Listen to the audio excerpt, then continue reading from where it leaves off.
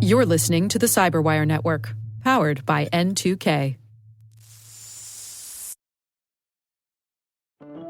This episode is brought to you by Amazon Prime. There's nothing sweeter than baking cookies during the holidays. With Prime, I get all my ingredients delivered right to my door, fast and free, no last-minute store trips needed.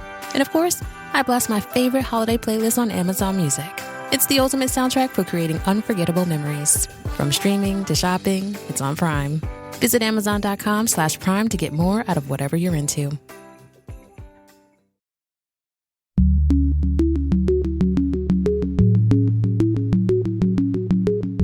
I think it's universal and it's getting worse because with the better protection on one hand and with the more awareness about ransomware and how to deal with ransomware, the threat actors are also devising tactics which specifically inflict harm on the targets, and they try to extort them more efficiently. Hello, everyone, and welcome to Caveat, N2K Cyberwire's privacy, surveillance, law, and policy podcast. I'm Dave Bittner, and joining me is my co-host Ben Yellen from the University of Maryland Center for Health and Homeland Security. Hey there, Ben. Hello, Dave. On today's show, Ben has the story of the Consumer Financial Protection Bureau trying to cut down on predatory data brokers. I've got the story of the FTC's new rule on fake consumer reviews and testimonials. And later in the show, my conversation with Pavlina Pavlova. She's a cybercrime expert at the UN Office on Drugs and Crime. We're discussing her research calling for a shift in the tech conversation to address gender-specific harms and promote safer, more inclusive digital environments. While this show covers legal topics and Ben is a lawyer, the views expressed do not constitute legal advice. For official legal advice on any of the topics we cover, please contact your attorney.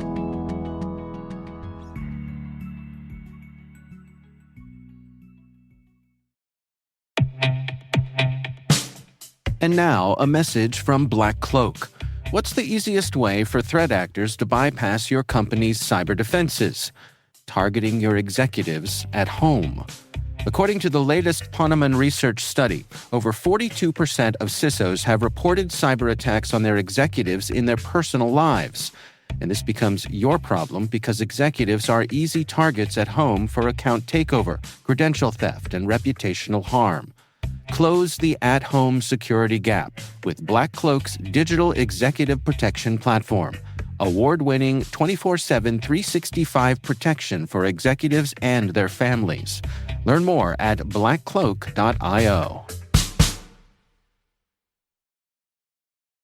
All right, Ben, we've got a lot to cover this week. You want to start things off for us here? Sure. So my article comes from Wired, frequent source of ours. Yeah. And an article written by Andrew Coots and Del Cameron. As you may have noticed, Joe Biden is still the president of the United States for at least the next, as we record this, 50 days or so. But who's counting? Yeah. And he and his government are trying to put their final stamp on agency policies. Right. Without Congress, that's basically all they can do. And one of the actions that his administration has taken comes out of the Consumer Financial Protection Bureau. I don't know if you remember this, but after the financial crisis of 2008, Congress passed the Dodd-Frank Act, and one of the provisions of that bill was the creation of this Consumer Financial Protection Bureau housed under the Federal Reserve. It was a big kind of hobby horse of Senator Elizabeth Warren. I was going to say, this was Elizabeth Warren's thing, right? It was her idea, yeah. And she kind of led an informal version of this in the early years of the Obama administration before this was codified into law. So this is her baby. Right.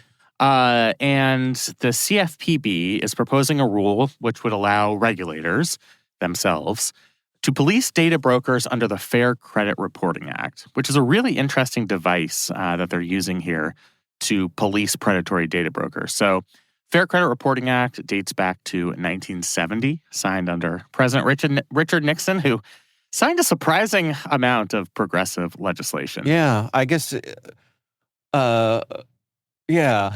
He was kind of forced into it because he had a very Democratic Congress. He was. I guess what I'm going for is just like it's an interesting window back onto how different things were in terms of what was considered, very progressive and what, the possibilities that were available back then. Well, it was a different bipartisan time. stuff, I mean, yeah. he signed the act that created the Environmental Protection Agency. Right.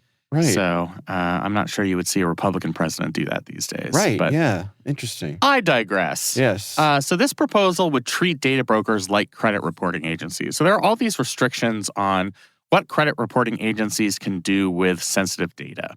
So for example, credit reporting agencies are required to obtain separate explicit authorization before acquiring or sharing people's credit information, rather than buying permissions in expansive legal documents.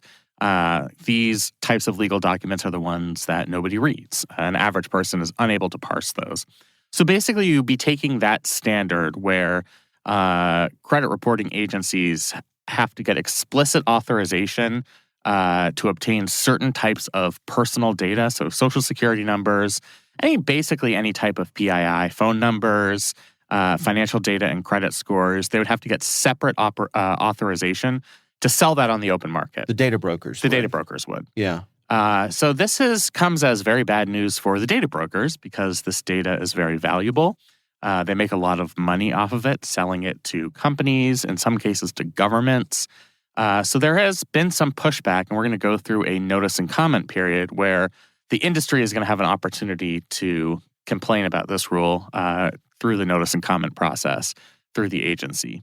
The head of the Consumer Financial Protection Bureau, Rohit Chopra, says that this rule will curtail practices that threaten our personal safety and undermine America's national security. So there is kind of a interesting national security angle to this. So Chopra has pointed to recent attacks on our telecommunications system, which have been attributed to China, which kind of emphasizes the need to enhance the protection of our personal data from getting into the hands of foreign rivals. Because our adversaries, even though they're pretty good at hacking our data, may not even need to do that. Data brokers, if they are allowed to obtain this personal data, can just sell them to the highest bidder, and oftentimes the highest bidder are our foreign adversaries. So that would be a good regulation to have to prevent our personal data from being given to these malign foreign entities.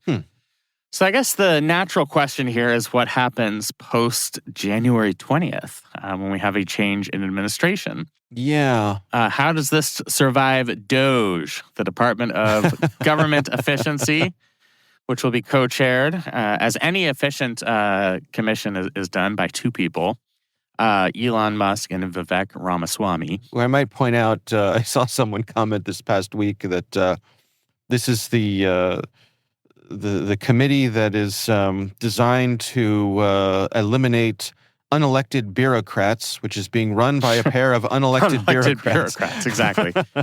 Right. Yeah, I think you can list the hypocrisy here. But Musk played ball. I mean, he wanted a role in government, and he was a major participant in President-elect Trump's campaign. And Trump has rewarded him with this kind of weird position that he's taking. I don't know how much DOGE is actually going to do, whether Congress will have their say in addressing the recommendations. I mean, they are not a government agency. Right. There are ways that Trump could try to implement portions of their findings without congressional approval, but ultimately all this will have to go through Congress. It would be easy to see that members of Congress could have resentment towards this group, right? Like, who the heck are you? Sort of. I think that would have been true in the past, but members of Congress are more loyal to their own party these days than they are to their own institution. And it's true in both parties, and it's kind of a sad reality. It used to be that there were major battles over regulatory authority between Congress and the executive branch. And there still are to some extent.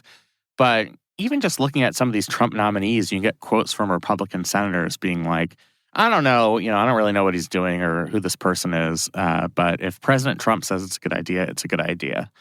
And so I think that's more of the attitude than let's try and reclaim our authority. Now, there are some people who genuinely care about congressional authority over regulatory affairs, and I don't want to disparage those people, but I think they constitute a minority. All this is to say that Elon Musk has complained publicly that the Consumer Financial Protection Bureau is wasteful and that it should be on the chopping block. And there are a lot of his allies on both Wall Street and Silicon Valley who believe that this agency shouldn't exist, that it's corrupt, that it improperly interferes in the free marketplace, and that it should be on the chopping block. So we don't only have to deal with the threat that eventually the Trump administration could reverse this regulation, and we'll talk about ways that they could do that, but also that this entire agency may not exist. And I think that's within the realm of possibility. Republicans will have an opportunity when they assume control to pass some type of reconciliation bill, which is not subject to the filibuster in the Senate. And if there are federal agencies that they want to eliminate, that would be the opportunity to eliminate them. And I could certainly see the Consumer Financial Protection Bureau being on that list. The other thing to take note of here is the late date of this regulation. So this regulation, at best, will be finalized just as President Biden is leaving office. And there's this thing called the Congressional Review Act, where within a certain number, I think it's like 50 legislative days, Congress, by a majority vote, can vote to overturn a recently passed regulation. This is rarely used because the president can always just veto it. So if this happened in any other time period, Biden would say, no, I passed this regulation. I'm going to veto your resolution seeking to overturn this regulation.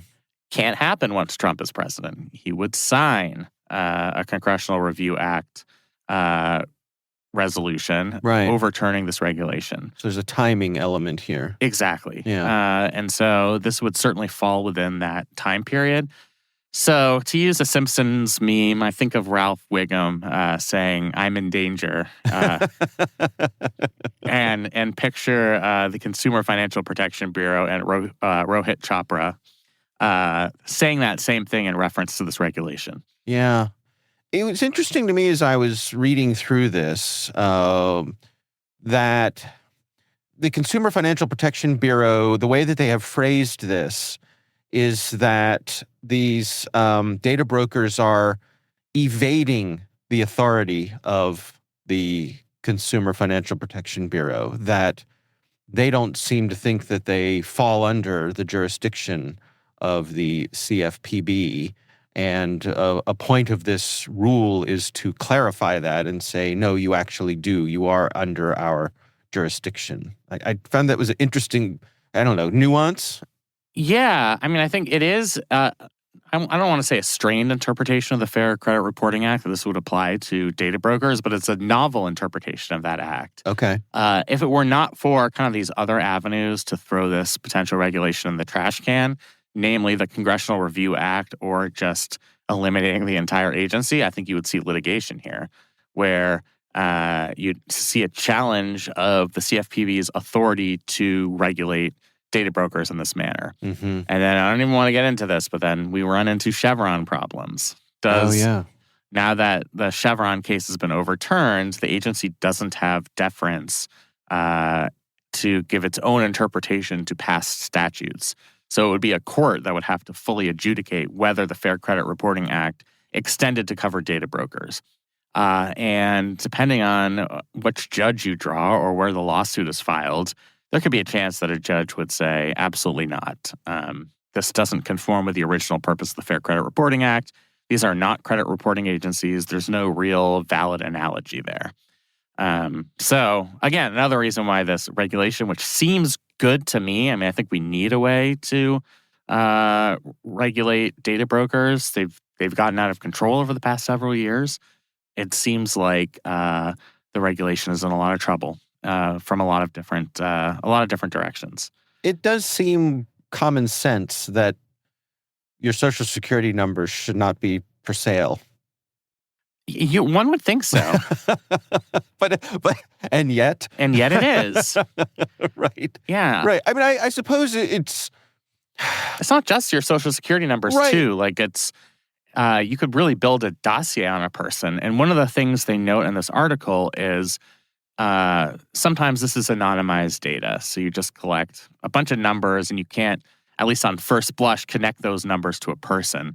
But it's just becoming, as technology improves, it's becoming much easier to demask people. and we've talked about this a million times. If we see somebody who's gone from Dave's house to Dave's office and obtained their location, I think we can pretty safely say it's Dave. Yeah, I wonder how much also there's a valid the horse has left the barn argument here, that because I think it's fair to say that you or me or anybody, with probably half an hour sitting down with Google could find just about anybody's social security number if we really wanted to.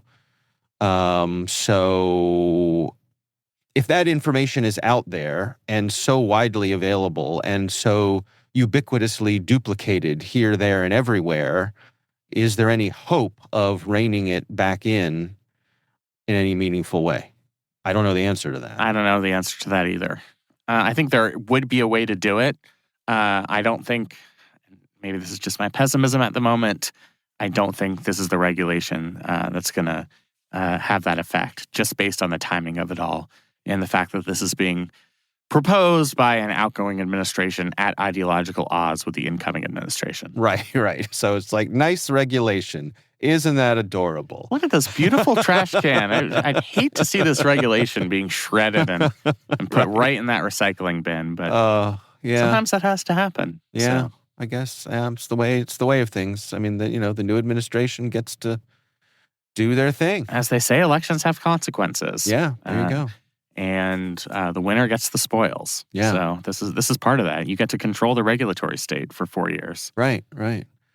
All right, interesting. Well, we'll have a link to that story in the show notes. My story is similarly about regulatory actions from a federal agency.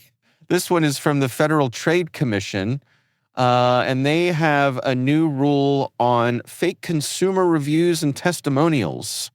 So I don't know, Ben, how much shopping you do online. I think it's fair to say, as we're coming into the holiday season here, that certainly in my family, the vast majority of the holiday shopping is done via Amazon and other online Yeah, I mean, we're places. recording this the day after Cyber Monday, and let's just say some dollars were spent. Yeah. I'll leave it at that. Right. But one of the ways that you can look to see if something is worth buying is to look at the reviews. But more and more, those reviews are either fake or paid for, or these days generated by AI.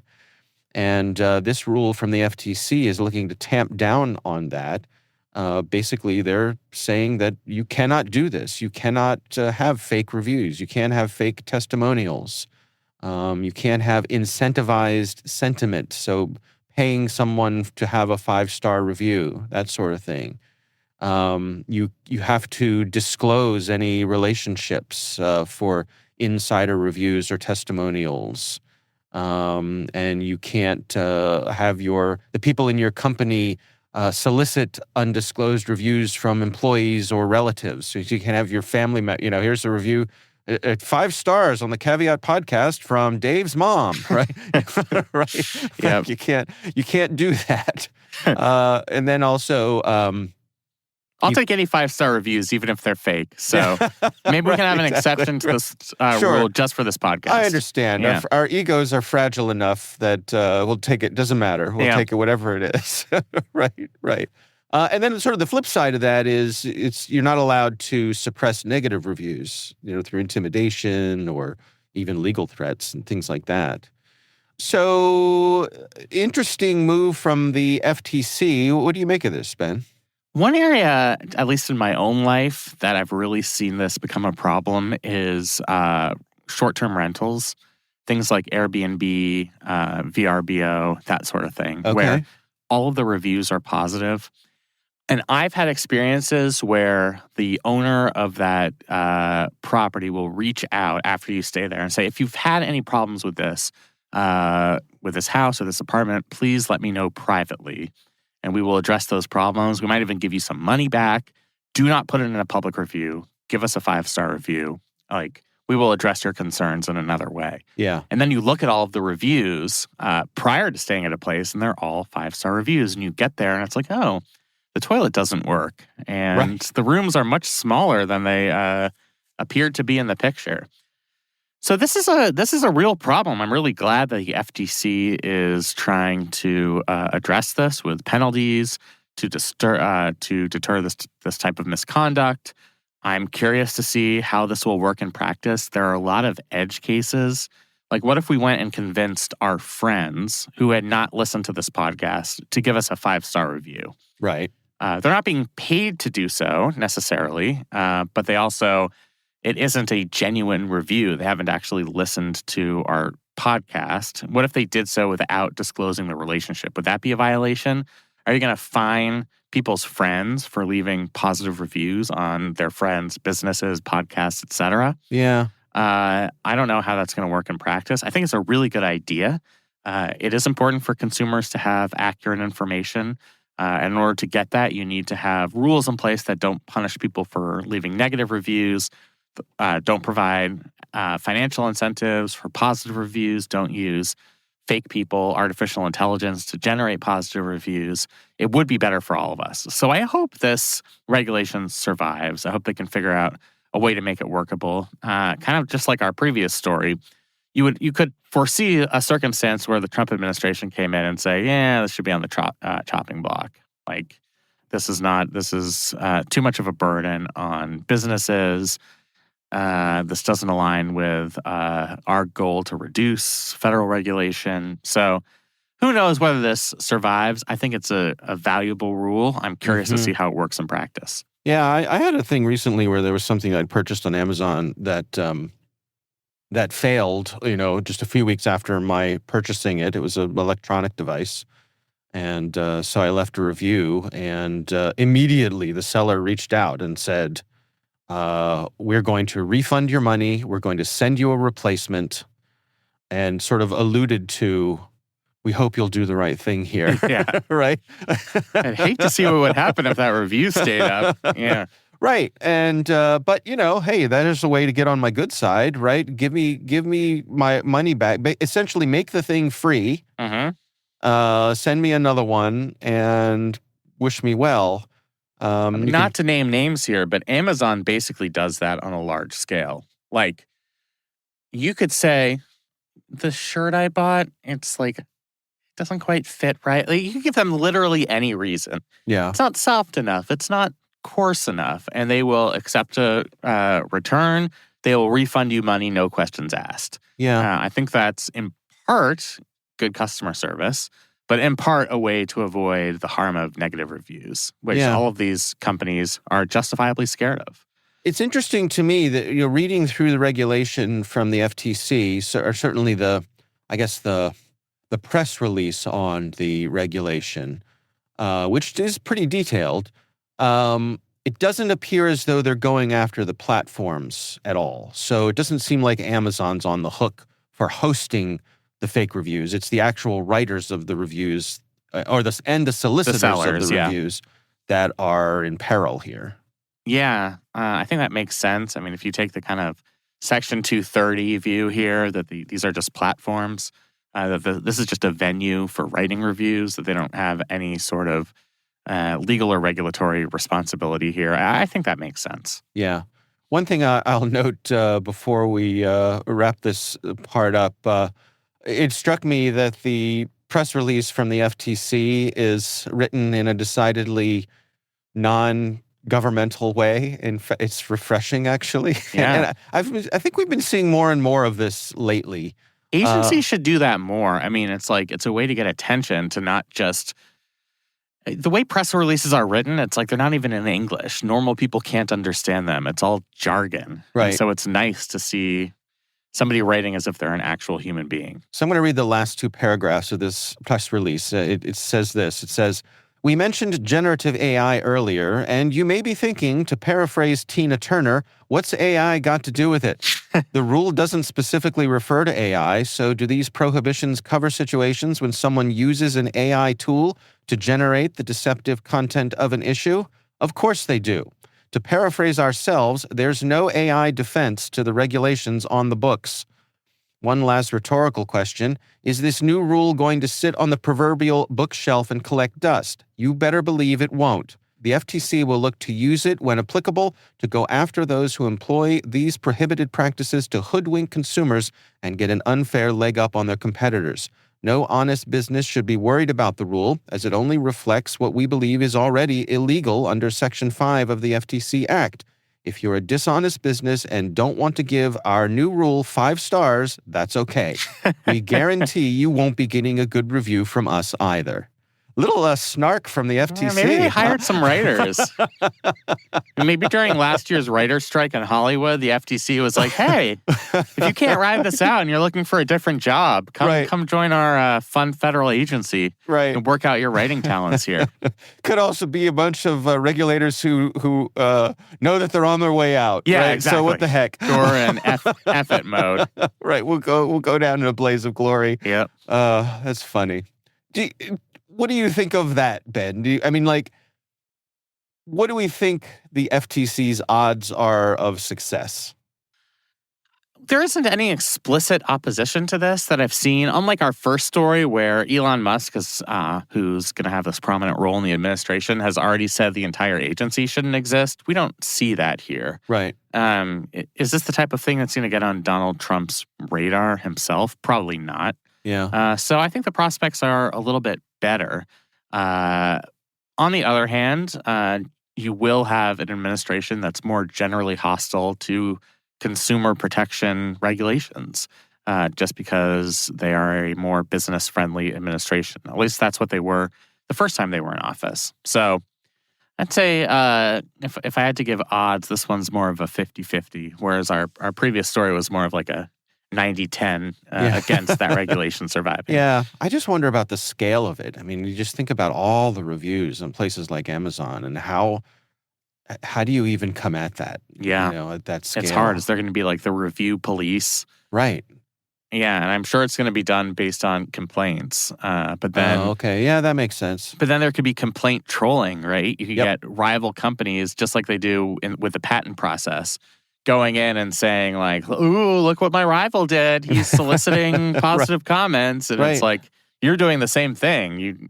I don't know. So there's the potential for that type of abuse. You're also going to see folks who masterfully come up with ways to skirt the line. Right? Just walk right up to the edge of the line of what the FTC figure out where the up line is. And don't cross it, but get right up there on the edge. Yeah. All right. Well, we will have a link to that press release from the FTC in our show notes. And of course, we would love to hear from you. If there's something you'd like us to consider for the show, you can email us. It's caveat@n2k.com.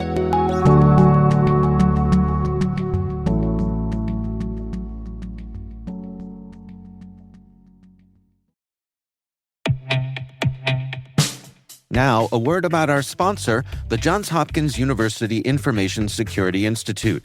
The JHU-ISI is home to world-class interdisciplinary experts dedicated to developing technologies to protect the world's vast online systems and infrastructure and working closely with U.S. government research agencies and industry partners. The Institute offers dual degree and joint programs in computer science and health informatics and has been designated as a center of academic excellence in cyber research.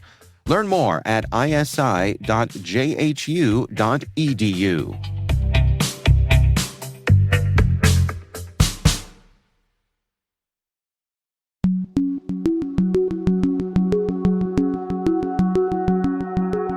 Ben, I recently had the pleasure of speaking with Pavlina Pavlova. She is a 2024 New America Share the Mic in Cyber Fellow, and she is also a cybercrime expert at the UN Office on Drugs and Crime. We're discussing some of her research that calls for a shift in the tech conversation to address gender-specific harms and also promote safer, more inclusive digital environments. Here's my conversation with Pavlina Pavlova. First of all, thank you very much for having me. And for me, this research is very close to my heart because as a practitioner, I've been covering a broad range of international cybersecurity efforts and policy, and also cybercrime initiatives. And what I've seen is how gender can be a very strong factor in how and with what impacts is the harm online inflicted on people. And at the same time, I saw that while there is budding recognition of this problem, there is still What is still happening in policies and in practice is the very bare minimum, which is not enough for the victims who are and targets who are being impacted by these crimes and threats online. So we need bolder actions to strengthen prevention and remedy, and this inspired the research. Well, let's talk about the range of crimes that we're talking about here. What sort of things did you look into? I looked into a whole range of crimes, and this makes the research very unique because it covers broad data weaponization, and it covers too. And the key question is why some impacts are gendered. So I look on gender data, gender control, perception, and access. And it goes to very different crimes from ransomware against parts of critical infrastructure, especially healthcare services, to the use of surveillance by individuals and by states, and also image-based offenses such as non-consensual sharing of intimate images, but also organized defamation and disinformation campaigns against women online. And so tell us about the research itself. What was the methodology that you went here, and what were you hoping to establish? Absolutely. The methodology is about looking into the cases which are available through the lenses of the four factors. And this methodology has been used because we still don't have enough of quantitative data to see the large-scale findings. So what we can do is to look into specific cases and testimonies of the targeted organizations and victims to see what were the impacts and how was the tactics behind the attacks, who were the attackers, how the harm unfolded, and how it also extended through different extortions and multiple extortions. Well, can you share any specific stories with us? Absolutely, there are so many. I must say that what surprised me the most is definitely how vicious the attackers can be. I recall especially a very illustrative case which was disclosed in February 2023, when a Russian-speaking ransomware group known as Black Cat attempted to extort a healthcare network in Pennsylvania. And how did they do it? By publishing photographs of breast cancer patients taken during radiation therapy. And there was another attack, again, healthcare facilities. When another Russian-speaking ransomware group, Revil, leaked sensitive medical data on the dark web. And this sensitive data included a spreadsheet listing hundreds of patients alongside their billing codes related to pregnancy terminations, such as non-viable pregnancies, miscarriages, and the data sets sorted patients into good and naughty based on the trimester during which the abortion occurred. So this case is truly shaken me. Yeah, I mean it's horrible. What do you take away from this in terms of the operators themselves? I mean, how universal is this level of I don't know, coldness, this lack of empathy? I think it's universal, and it's getting worse because with the better protection on one hand, and with the more awareness about ransomware and how to deal with ransomware, the threat actors are also devising tactics which specifically inflict harm on the targets, and they try to extort them more efficiently, which means like growing the harm.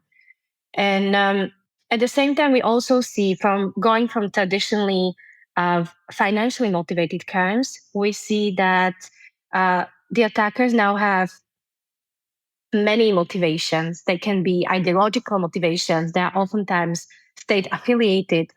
So it's becoming a very blurred line between cybercriminal groups and state affiliated actors, and what are their motivations. And these can intersect and be multiple at the same time. Hmm. You know, there are rules of armed conflict and, just even thinking about simple things like, you're not supposed to, or we agree not to attack hospitals, for example. We're not supposed to attack civilians and civilian infrastructure and so on. And it seems to me like when it comes to the folks who are harboring these cyber criminals, they're not putting any pressure on them to stay away from these sorts of tactics. Is that an accurate perception on my part? I would say it's not only about staying away from the tactics. I think they are supporting these tactics by not taking any measures, at least. So it's definitely, the problem is definitely growing. And we see that while there are norms of behavior, and there is cybercrime legislation in place, it's still not enough. The cooperation is not enough. And also, importantly, political will of the countries which are harboring cybercriminal groups is simply not there. How much of this is an issue of there not being enough women or affected individuals? And I know, for example, your research also looks into the experience of LGBTIQ plus people, that they're not represented at the table to raise the flag, to turn on that warning light to say these things are happening and we need to be aware of it. I think on one side, there's a growing recognition, but what is happening when it comes to practice, and I've seen it, I've been participating both in international cybersecurity negotiations at the United Nations and cybercrime negotiations. And what we observe is that while there is cross-regional recognition of gender as important factor, then it comes down to several states which block the consensus documents. So they block the gender recognition and gender equality comes into these documents fully. But also at the same time, when it comes to specific impacts, such as I also speak about attacks on critical infrastructure, how they intersect with gender norms and how this gender specific data is being misused. When it comes to this part of evidence, and we are now coming back to what was the motivation for the paper in the first place, I see there is not enough evidence yet. There is not yet enough strong evidence, and understanding also how these groups, complex groups, are targeting women and queer communities online, and to what consequences. So my aim is with this report is to start growing the recognition of this is a problem. Here's the first evidence, and this is what we need to do next, especially aggregate more data so we understand the problem, and we can also measure what is the factor of gender in these crimes and these attacks. What do you suppose some potential solutions are? As you look towards the future, what are some of the changes you would love to see made here? On the policy level, what I find very important is to integrate gender considerations into cybersecurity policies and cybercrime frameworks. It's absolutely critical that policymakers incorporate gender and also intersectional analysis into legislation and into the capacities and practice to address the vulnerabilities that we are seeing on the ground. At the same time, there's definitely need to strengthen victim support and reporting mechanisms. We still don't have enough, and we don't have enough for crimes which are, for example, very specific to women, such as non-consensual disclosure of intimate images, for example. So governments and also civil society organizations must build more robust and accessible support structures for victims of gender data weaponization. And this includes establishing online reporting channels, specialized hotlines, which we already see these things, but it's a patchwork of solutions. And many times there is not enough awareness about cybercrime legislation. What is the protection? What is the remedy? And what are the organizations that we can turn to? Are you sensing that there is growing political will to see these things through? I do believe that. Especially from some countries. I see the will. For example, I've been cooperating with Belgium, who brought to the international cybersecurity negotiations um, the question of victim-centered approach. So to focus the attention also on the victims and not only on the infrastructure, as these issues are usually handled.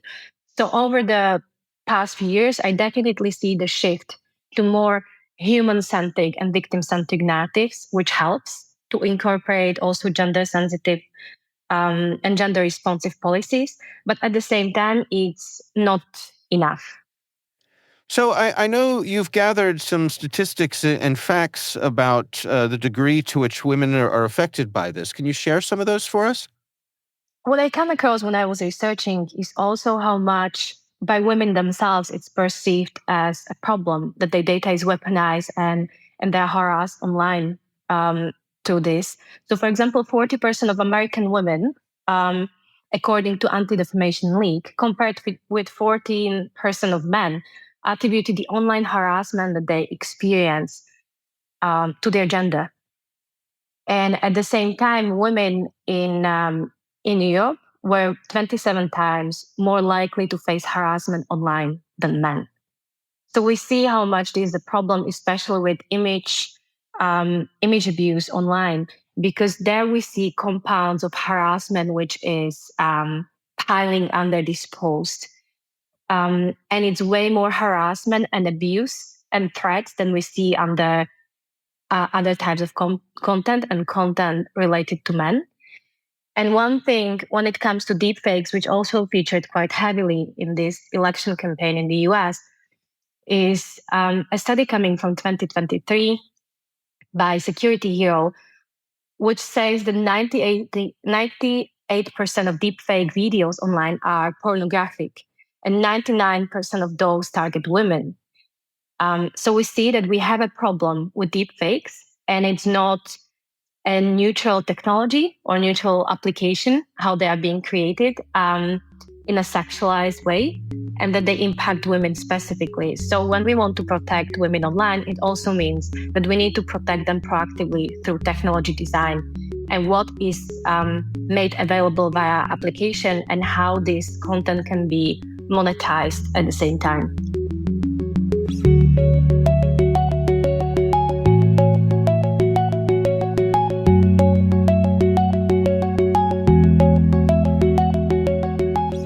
Ben, what do you think? Yeah, I think it's a really important topic. I think this entire space needs to be more welcoming. It's been traditionally kind of male-dominated, present company included. Right. So I think this is really promising and just a really interesting conversation. Yeah, I really appreciate her reaching out and also taking the time for us. I really enjoyed the interview. Really good stuff. So again, our thanks to Pavlina Pavlova for joining us. We do appreciate her taking the time.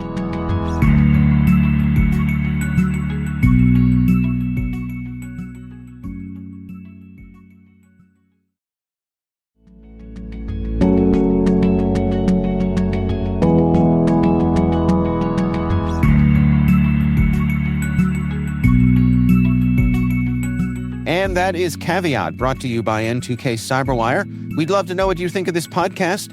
Your feedback ensures we deliver the insights that keep you a step ahead in the rapidly changing world of cybersecurity. If you like our show, please share a rating and review in your favorite podcast app. Please also fill out the survey in the show notes or send an email to caveat@n2k.com. We're privileged that N2K Cyberwire is part of the daily routine of the most influential leaders and operators in the public and private sector, from the Fortune 500 to many of the world's preeminent intelligence and law enforcement agencies. N2K makes it easy for companies to optimize your biggest investment, your people. We make you smarter about your teams while making your teams smarter. Learn how at n2k.com. This episode is produced by Liz Stokes. Our executive producer is Jennifer Iben. The show is mixed by Trey Hester. Our executive editor is Brandon Karp. Peter Kilpie is our publisher. I'm Dave Bittner. And I'm Ben Yellen. Thanks for listening.